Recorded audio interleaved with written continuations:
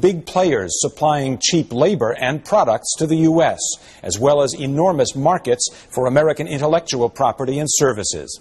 Already, China is the world's manufacturing center and receives more foreign direct investment than any other country. China has posted over 8% annual growth for the past 2 decades, which some call an economic miracle. India's economic growth, while not quite as spectacular as China's, has still surpassed almost all other nations. India face similar challenges as they continue down their distinct development paths.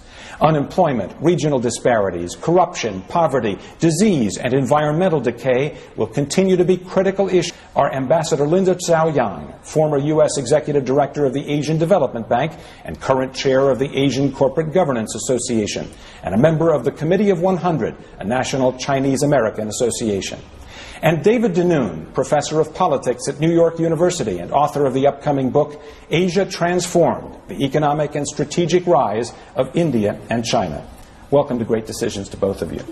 States has been and continues to be the one and only superpower in the world, both economically and militarily. However, in China and Brazil, around the world, the power base has expanded. We have to adapt to a new situation whereby, with the expanded power base, we can no longer go it alone. We need to have allies. Of course, China has a long-standing relationship with Pakistan. The Chinese are also... Including a weapons relationship. Absolutely. The principal weapons supplier to Pakistan. And the Chinese also have a very close relationship now with Burma, and they're trying to develop their relationship with Bangladesh. So I think that at one level, the sort of official level, you have a lot of formal cooperation. Would you characterize China as an ally when it comes to North Korea? Yes, definitely. And it is also in China's interest to emphasize the point you made, Dave. China's economy is much more open than Japan's, because one measure of openness of the economy is the total volume of export-import trade. In China last year, total trade amounted to 70% of GDP, 70%, whereby in Japan it's about 20 or 25%. So China is a very open economy and very much of a player, an active participant on global trade. The Chinese really learned from the Gorbachev experience. And they realized in order for them to earn the legitimacy of the regime and the party, they must demonstrate has the ability to lift a vast number of Chinese people out of poverty. And that they have succeeded. Yes. They have lifted 300 million of this 1.3 billion people out of poverty, if we define poverty as people living on $1 or $2 a day. So that they have succeeded. I want to come back to that in just a second, but give us just a kind of a benchmark of poverty in both countries. What percentage of the population in China would you say you would characterize as living in poverty, and what percentage in India?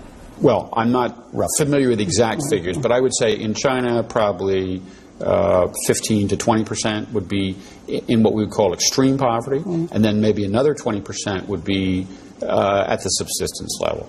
But in India, you've got 40% of the population that's still illiterate, and you've got another 10% that is still in very, very poor circumstances. Is that in India, you've certainly got 50% of the population that is in very, very meager circumstances. And here's about 14, 15 million people in Beijing, and there are 11 million cell phones in Beijing, counting every woman and an infant. Okay.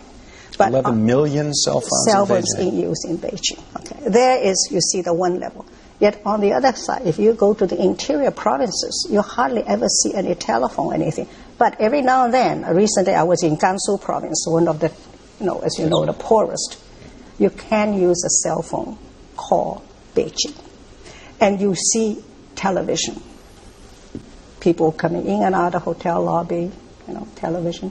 They see what life is like along the coast. The government made a conscious decision in the mid-'80s that it was going to develop the coastal areas for good reason. The infrastructure is better, the ports, the railroads, the airports, and the human capital was better. That's where the top universities were. This is the place where they could get the rapid growth started. And they made a conscious decision to emphasize that. Do you think the Pakistan-India tensions over Kashmir are something that are finally going to get resolved as part of the development that's occurring in the region? Or is this a festering problem that's going to continue for a long time? I think it's very unlikely that you will get a, quote, permanent solution. The reason is that it's unlikely that you could get a true plebiscite. Neither country is going to back off what's called the line of control, and they both have an interest in keeping the territory that they currently control. But there could definitely be a reduction in tension, and there has been certainly since 2002. Back